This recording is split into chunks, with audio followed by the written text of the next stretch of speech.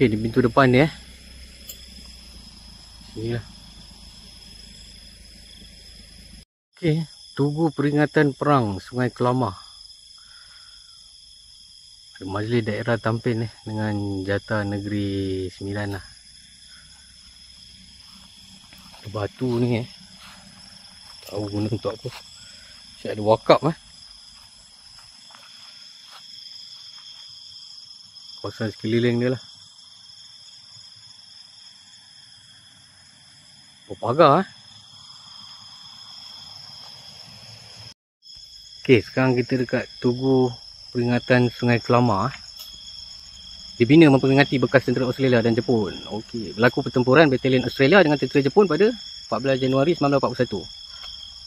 80 tahun yang lepas Dalam usaha menghalang kemarahan tentera Jepun, jambatan kayu yang menentangi Sungai Gemencir menghubungkan Tampin dengan Kemas terpaksa diletupkan.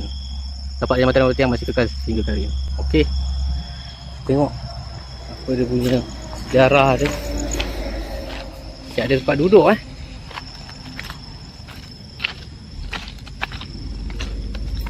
Ada memorial Australia punya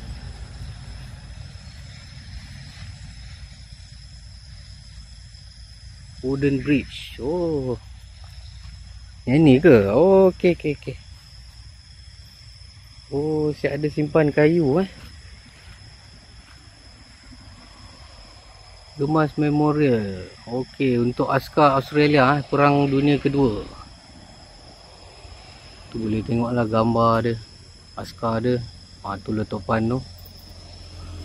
Ni askar Jepun lah. Tu gambar jambatan tu lah. Sini kawasan ni pagar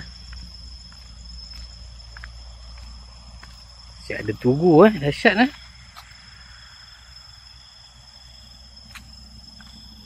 Ni jambatan yang baru lah.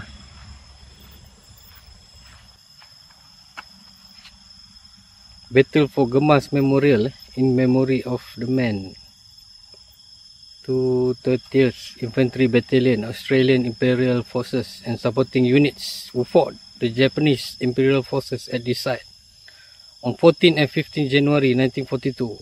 They will remember eternally, lest we forget. Okay ada tugu kita boleh tengok tugu dia bentuk obelisk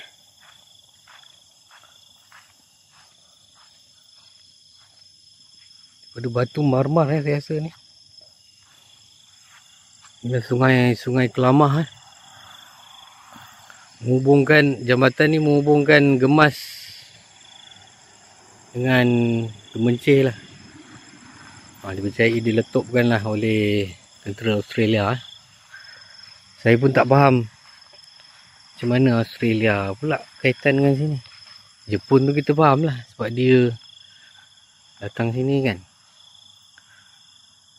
Dia punya tugu siap ada tiang bendera Mungkin ada upacara ni lah, cara menghormati dia orang punya askar dia orang yang terkorban kat sini. Okey, besar juga kawasan sini. Siap ada kursi pun.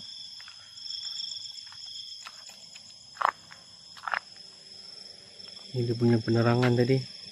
Tu bekas kayu tu lah. Okey, boleh tengok tinggalan penjajah yang siap ada tugu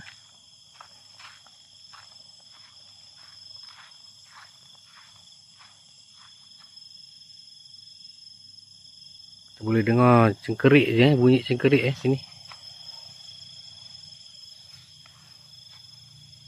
Okey, itu saja.